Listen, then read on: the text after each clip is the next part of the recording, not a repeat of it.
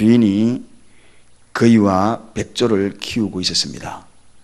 그런데 거위는 고기를 잡아 먹을 생각으로 키웠고 백조는 아름다운 목소리를 듣기 위하여서 키웠습니다.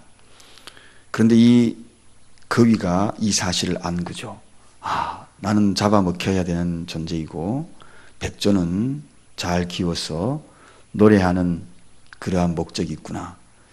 그래서 어느 날 이 거위가 계략을 꾸밉니다. 주인이 자기를 잡아먹을 때쯤 그 시점이 오자 이제 백조를, 자고 있는 백조를 등으로 밀어가지고 위치를 바꾼 겁니다. 위치를 바꿔놓으면 주인이 백조를 잡아서 고기를 먹을 줄 알고, 그래서 주인이 드디어 잡아먹으려고 찾아온 거죠. 찾아와가지고 그 사실을 알지 못하는 주인은 손을 쑥 집어넣어서 백조를 잡아서 거위인 줄 알고 이제 잡아 죽이려고 뒷간으로 갑니다. 뒷간으로 갈 때 이 백조가 너무 억울하거든요.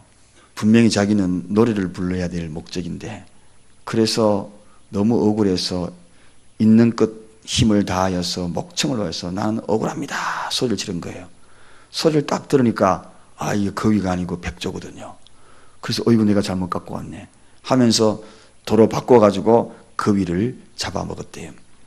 이 이야기는 주인은 바로 이 백조의 목소리를 듣고 구별을 하였다는 이야기입니다. 주인을 속일 수가 없었다는 거죠.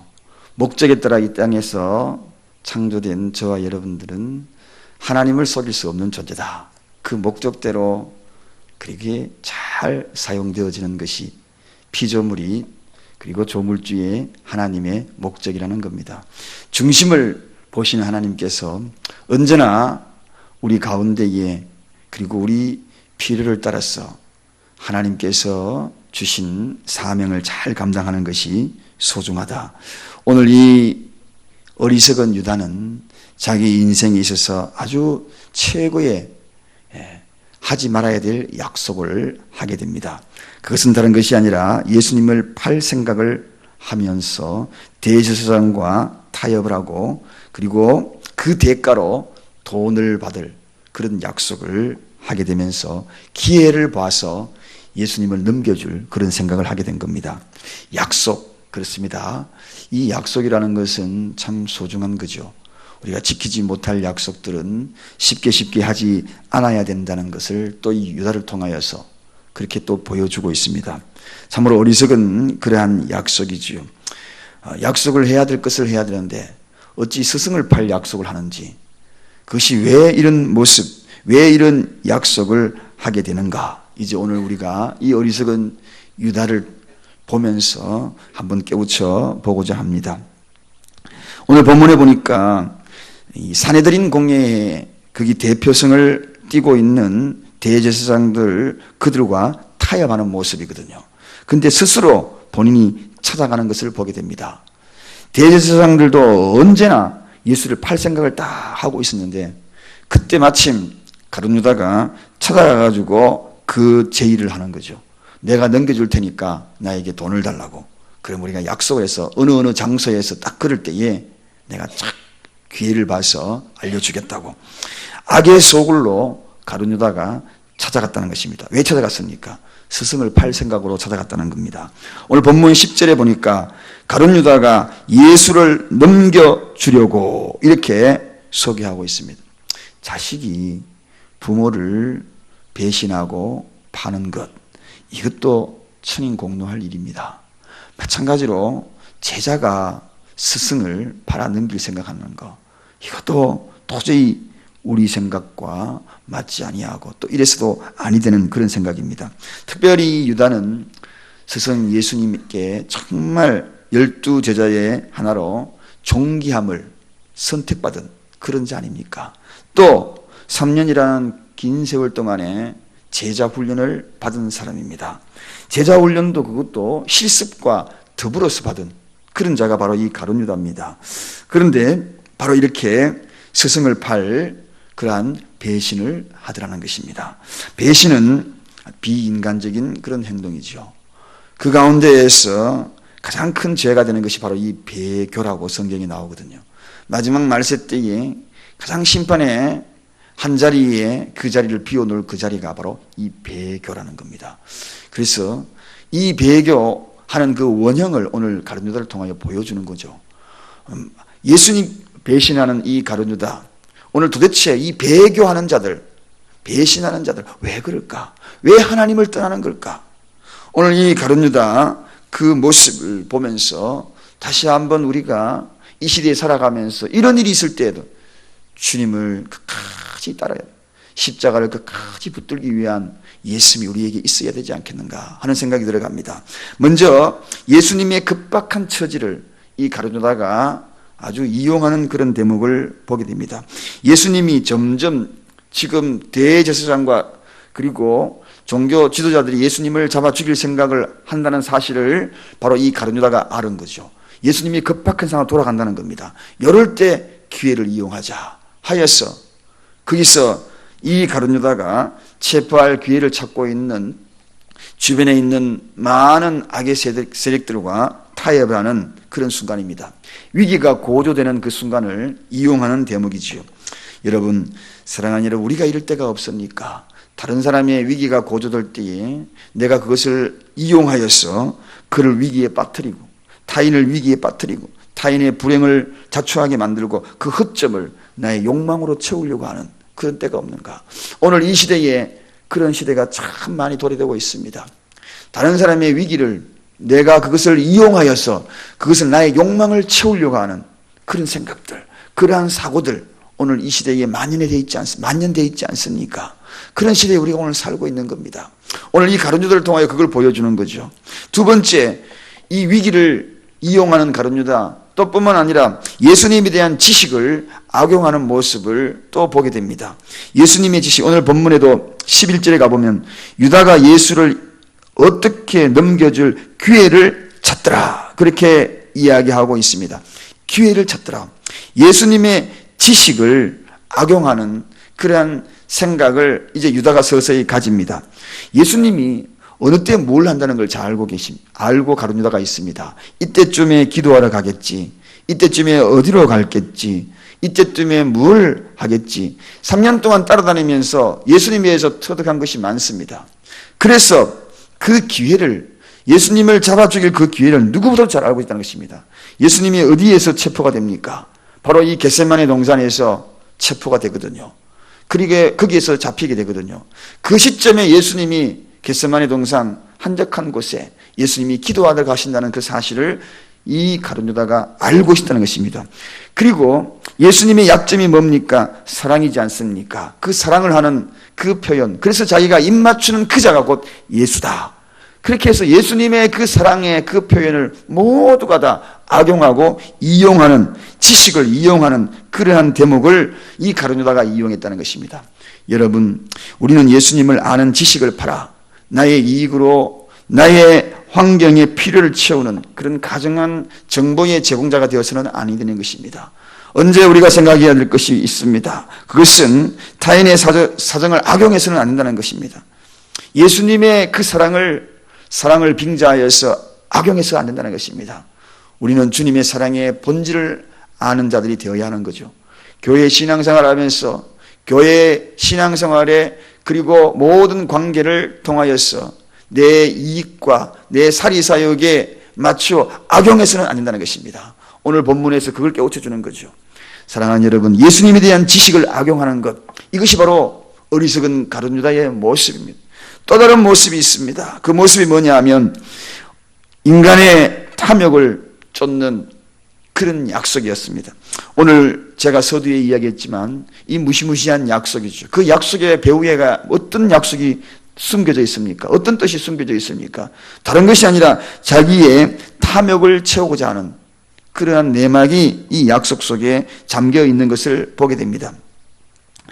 자, 이 유다, 그런데 왜 이렇게 예수님을 팔려고 했는가? 그렇게 3년 동안에 동고동락하면서 참으로 정도 들었을 텐데, 그저 1년만 같이 있어도 정이 드는데, 아이들이 3박 4일 캠프만 갔다 와도 정이 드는데, 군대 군인들이 2년 갔다 오면 동기라고 그렇게 정이 드는데, 아니 스승과 제자 사이에 3년 동안 같이 먹고 같이 자고 같이 고생하고 이랬는데 왜 이렇게 가룟 유다가 예수를 파는 자가 되었는가? 왜 그렇게 됐을까? 여러분, 거기에는 이 가룟 유다가 이유가 있었습니다. 그것은 바로 시험 들었다는 것입니다. 시험 들었다는 것입니다. 그래서 여러분, 시험 들지 말라고 주님이 그렇게 이야기한 이유를 알겠죠. 교회에서 신앙생활 하다가 시험 되면 자칫하면 예수를 파는 자가 되는 것입니다. 오늘 가룟 유다가 왜 예수를 팔았는가? 시험 들어. 도대체 무슨 시험 들었는가 하는 것입니다. 제가 중보기도 하면서 늘 그런 이야기 합니다. 시험 들지 말자. 시험 들지 말자. 시험 주지도 말고 시험 들지도 말자. 여러분, 시험 들면 예수를 파는 자가 되기 때문입니다. 가룟 유다가 지금 시험 들은 거예요. 다른 시험이 아닙니다. 무슨 시험 들었습니까? 물질의 시험 든 거예요. 물질의 시험 든 거예요. 여러분, 이 가룟 유다가 생각을 한 것이 뭡니까? 예수 따라다니면은 풍족하게, 부유하게 내 집도 가지고, 그리고 잘 살고 떵떵거리면서 뭔가 누릴 줄 알았는데, 아니 예수님을 3년 동안 따라다녀도 자기에게 돌아오는 것은 아무것도 없거든요. 풍족하게 사는 것은 아무것도 없거든요. 넉넉하게 살 것이 아무것도 없거든요. 오죽 배가 고프면 밀밭길을 지나다가 밀을 비벼서 먹는 그런 일도 경험하거든요. 이런 일을 경험하니까 이게 뭐지? 내가 예수 믿으면 엄청나게 복받는 줄 알았는데, 내가 예수 믿으면 정말 많은 물질의 축복을 누릴 줄 알았는데 내가 왜 이렇게 가난하게 살지? 왜 그러지? 하면서 탐욕에 시험 든 겁니다. 여러분, 예수님을 따르는 자들이 여기에 함정이 있습니다. 사랑하는 여러분, 오늘 이 새벽에 나오신 여러분, 여기에 함정이 있어요.